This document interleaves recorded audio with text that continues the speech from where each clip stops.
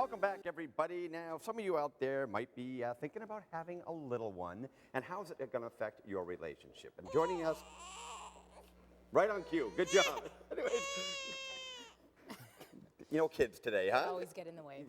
Yes, they do. Listen, we have got family and couple therapist, Lori Yusishen. Nice to have you back. Did I say that correctly? Yusishen. Yusishen. Thank you very much. No problem. We were talking off camera. I want to get this out of the way right away. If you're in a relationship that's kind of bumpy, and you think having a baby is going to make it better, that's not. People sometimes say that, though. Yeah, it's not the right decision.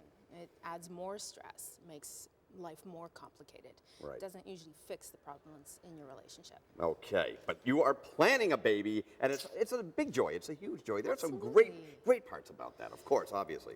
Yeah, there's something magical about having children that's hard to put into words. It's almost spiritual. I know when I see babies being born, automatically my waterworks come out. So it's really exciting to have a child. What are some of the positive things it does for a couple?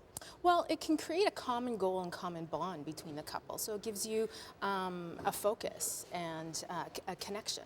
Okay. Yeah. And so as far as communication, obviously, is key in any relationship. But when you're bringing a baby in, when you're deciding to have a baby, those doors got to be wide open. Absolutely. And effective communication skills are necessary. You know, not just talking, but how do you talk well and resolve conflict well? Right. Good communication skills are good for us in everyday conversations, but you need them even more when you start negotiating raising another human being. I like that term, negotiating, raising another human being, because there are huge challenges. Let's start with this one. Sleep. You'll be sleep deprived. Trust me on this one. Yes, I had a dad once tell me that he didn't have a full uninterrupted night's sleep for 3 years straight. Oh my gosh. Can you imagine how cranky we get when we're not sleeping? I know if I haven't had a good night's sleep, Yep. I'm not nearly as effective at my job or anything. So imagine no sleep and how you can have problems communicating, and the stress levels and everything's a little bit edgier. Sure. Yeah. So when you have lack of sleep, thrown in with all the other challenges, and there are many other challenges, it could be a powder keg waiting to go off. What are some of the other challenges parents face? Well, lack of time. You Sure. know, babies require 24/7 attention.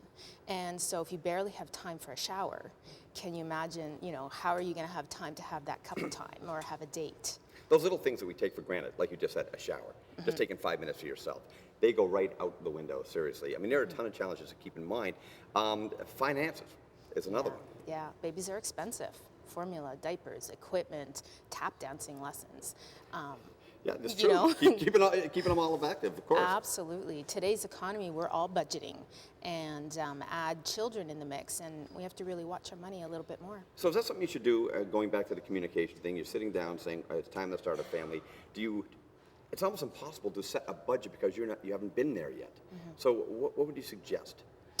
Well, we budget most of the time, you know, for RSPs, we budget for vacations, and I'd recommend you start budgeting for your relationship, setting aside a little bit of money so that you can have those dates once a month or once a week, or so that you can go on a vacation together without the kids. Great idea. And as far as a resource goes, I guess it's a good idea, because I want to say the wives, and don't take me wrong, but the wives talk. Moms talk more than I think dads do about some of this stuff. Check with your friends, see how they do it, and make it work. Is that a good idea? Sure, yeah. Bounce things off your friends, get ideas from anywhere that you can. Read a book, take a class, you know, see a couples therapist for some focused tips on for your relationship. Sure. So it's preventative medicine, basically. Listen, you're going to come back in just a few minutes. We're going to help you what to do with these challenges, how to go about it properly to, make it a smooth transition, because babies do take all your time. They take a lot of attention away from, the relationship. So we'll be back with more right after this. Will I dig the same things that turned me on as a kid? Will I look back